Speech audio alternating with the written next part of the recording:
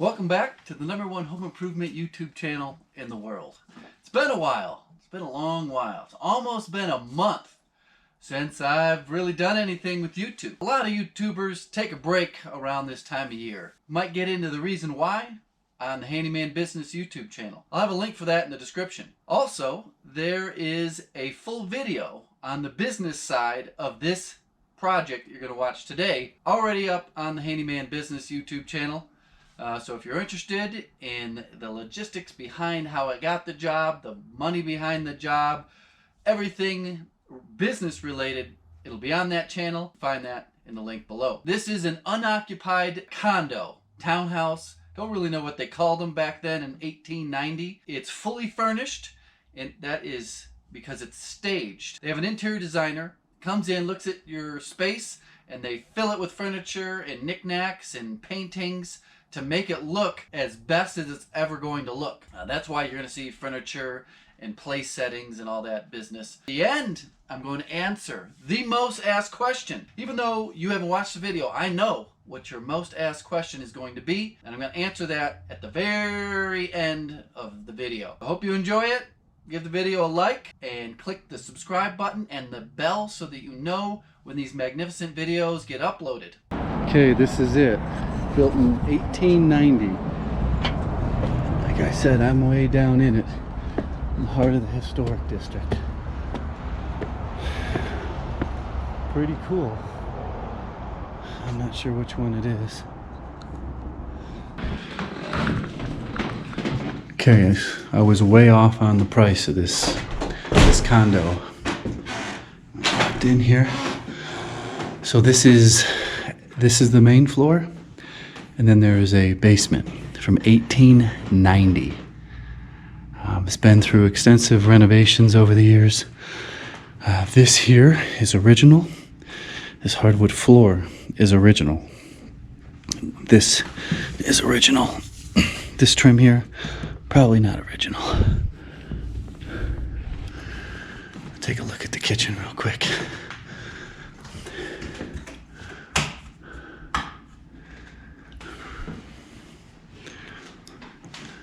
Oh, I thought it was going to a $400,000 condo. $1.3 million for this.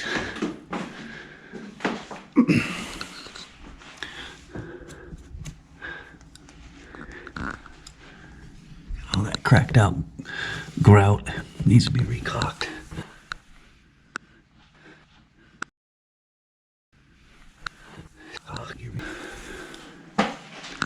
Alright, I don't want to snoop around too much. This is unoccupied. It is staged for the sale. I don't know what's over here. It's probably a front sitting room. Look at this giant pocket door. That is so cool. Original. Holy cow. Dining room. This is where the entrance is. This is the front bathroom. Look at that. Look at those fancy bars on the window. Right across the street from a high mid-rise building out there. Pretty sweet.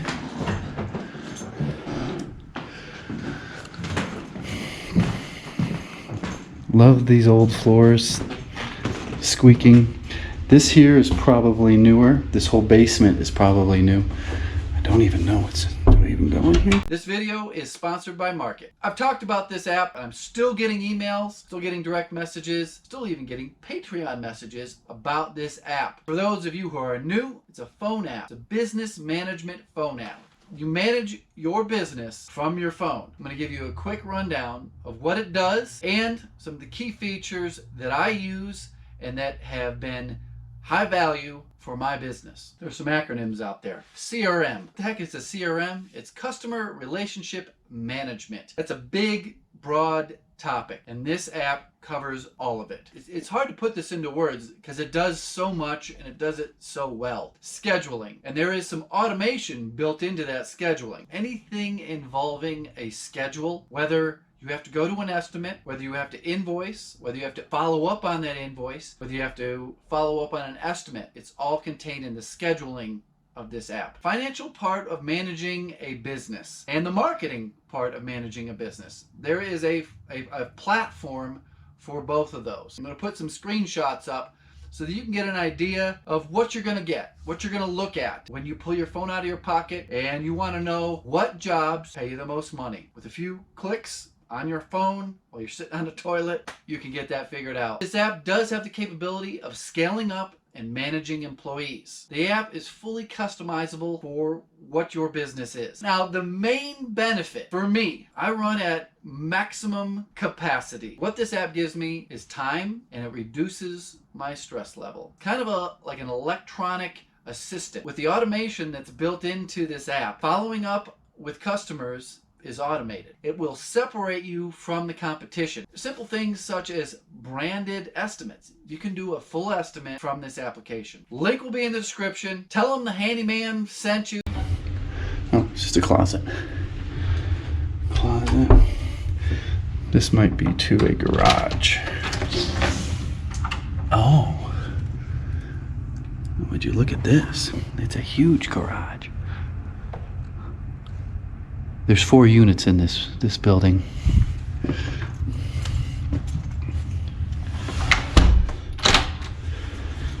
down.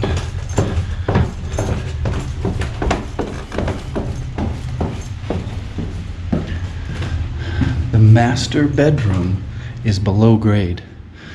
Grade is right there at that windowsill. This is an exit to go up to these stairs here and out to the street. I guess that's an escape route or something. Egress. Look at that. This is so crazy. It's very unique people that live in historic city places like this. Remote control. Let's take a look at their bathroom.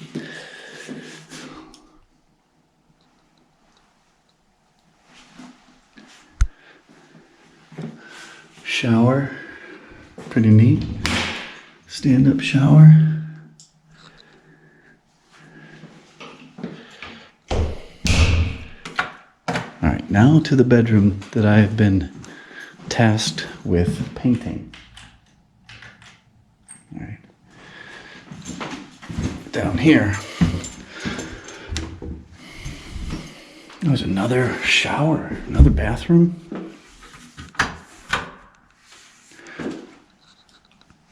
Pretty neat. Whoa. Look at this. Is there a light in here? That is interesting. Oh my. Crazy.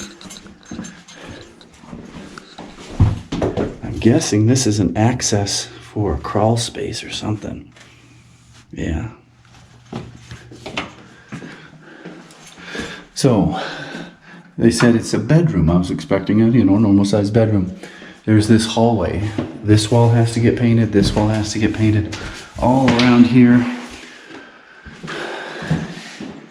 And this is what I'm supposed to remove.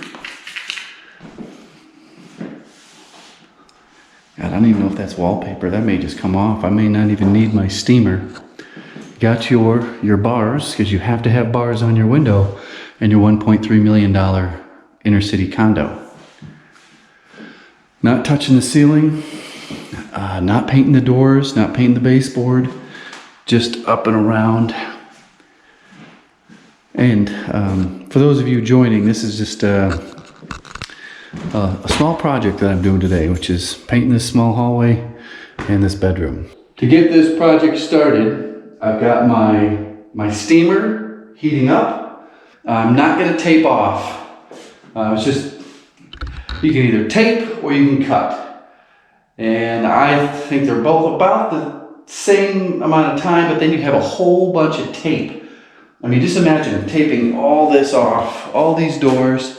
We got 3 more doors down the hallway there. So I'm just gonna cut in. I'm gonna get right to it. It's ridiculously hot in here. They have the heat cranked, but just gotta do what you gotta do, right? I tried peeling it off here, and it's leaving some paper behind. So I am gonna have to use the steamer and my wallpaper perforator to get that off. Okay, the steam is just starting to kick off here. This does give a bit of water.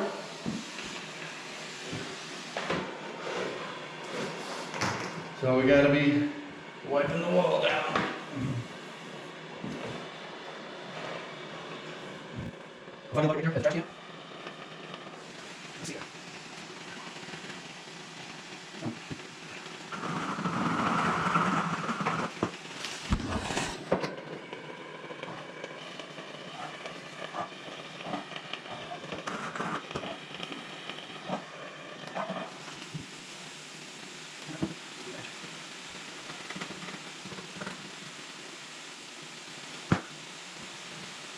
Looks like it's 2 phases. One, this layer, and then go back and sort this paper off.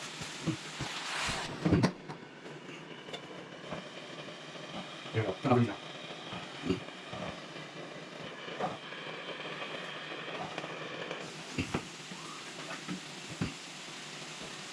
Leave a lot behind.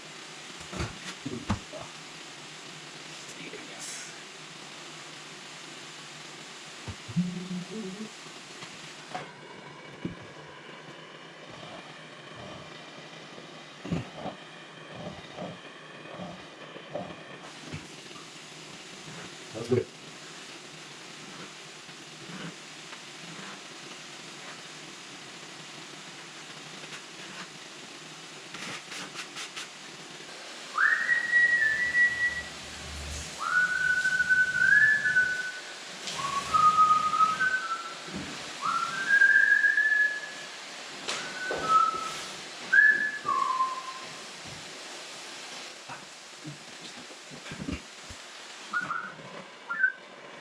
Let's go real quick. We'll take it all.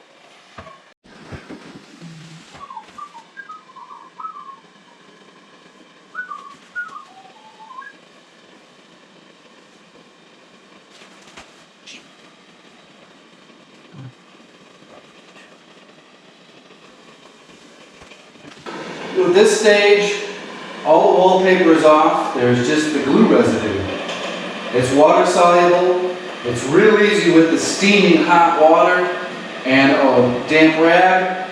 I did not know this when I started. Now I'm flying through this and I only have one wall to do and a few spots between the closets. And I'll show you what I've done. It wipes almost completely off and completely clean. There's no glue residue at all to leave any sort of shadow once it's been painted. But this take water consideration. This one, reconstruct my But this is it's slow. That's slow. That's slow enough to get going and virtual rail. Try to fast walking up and glue not to wet clean. I have had issues with paint things not to wet by monitoring on.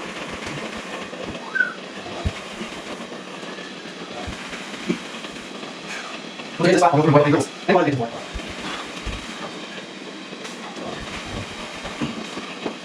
Still out here.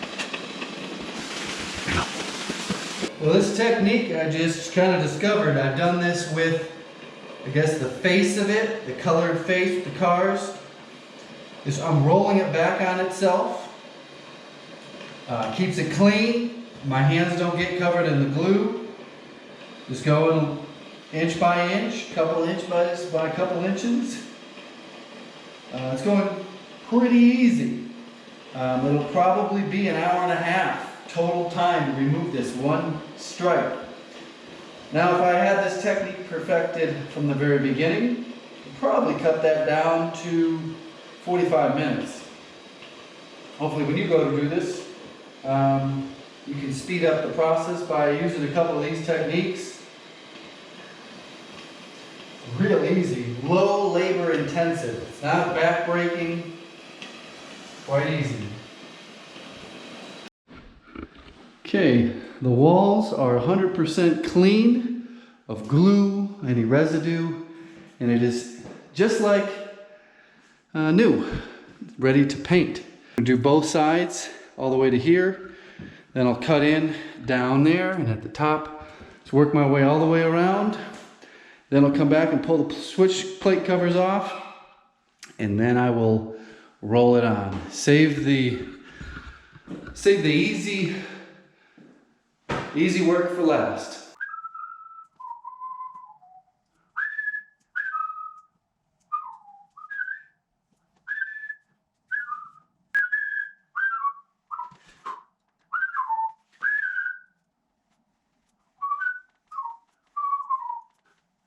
What's interesting is there's always four real sand in place all over the floor. There's crawl space underneath this. I love the history of this building. 1890s when it started. It has gone away a lot. And a lot of work over the centuries. Only the 2nd century. One of the most pleasant streets in the metro area. Surrounded by 10, 16-story buildings. One of the last ones around. Perhaps the last spot all around the street. There's mid-rise apartment buildings, office buildings. Most likely, because of how dark this paint is, always getting 2 coats.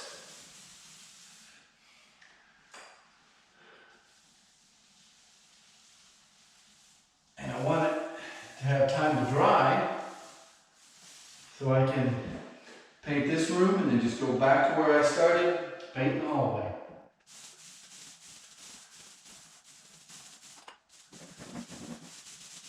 Always paint with this side going the direction that you're rolling. So this way I'm going downhill, so it's facing down. If I'm going this way, it's facing that way. If I'm going this way, it's facing that way. This is how it works. I know, it's confusing. Always try to keep a wet edge, meaning don't just go like this and then stop and go somewhere else and then come back. You'll see a little ridge there, especially on smooth walls. If you put a little bit too thick of a coat on, you can back roll it with a, when you have less paint on here. It'll actually remove some paint and kind of distribute it to the rest of the wall. You don't want it on there too thick that it starts to do a sag. This here is real heavy, so I'm going to go all the way to the top and make some W's. Even out that stipple. No sags, but a lot of coverage. It's real close to being a 1-coat coverage, but with this dark of paint, you rarely ever get away with 1-coat coverage.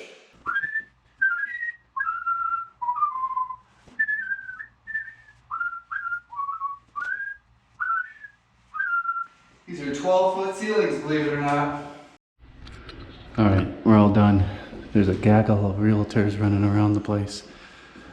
Can't spend too much more time in here.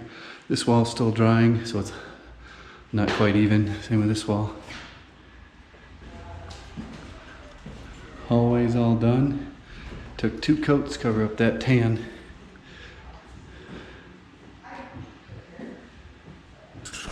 Weird light shadowing from these spotlights. Look how bright that is. So you notice this light here doesn't put a beam on the floor, and neither does this one. So these 3 little spotlights here, they've got like outdoor floodlights installed in them as opposed to interior recessed light bulbs. So what is it? What's the number one asked question? Why didn't you spray paint the walls with any number of your sprayers? I've got 3 different Finish Max Supers Extras. I've got a Graco airless sprayer. It's a big pain in the butt. It all goes to the masking. The floors would all have to get masked off, the baseboard, all the doors, and the ceiling. So I'd have, I'd say 2 hours of masking and a decent amount of material and waste. I'd have to ball it all up, put it into trash bags, and take it out. So that's pretty much the main reason. And I've watched professional painters do it both ways. They will spend an entire day, 2 guys, an entire day, masking off the floor, the baseboard, the doors, and the ceiling. The entire thing. And then the whole next day, spraying, and then they got to do all the cleanup. And there's just bags and bags and bags of masking. So for this small bedroom and hallway, it's an 11-foot hallway that they snuck in on me. They said, oh, it's a bedroom. Not a bedroom in a long hallway. Go over to the Handyman business and I talk more about that. For this small bedroom, it just didn't make sense to go through all that labor and material to mask off everything. Now, it takes a lot longer to cut in and roll 2 coats than it does to just shoot it and spray it. It weighs out in the end. That's pretty much it. I thought about spraying it, just didn't want to deal with all the masking material. So there you go. If you have another question, please put that down in the comments, and someone will be sure to answer it. Goodbye.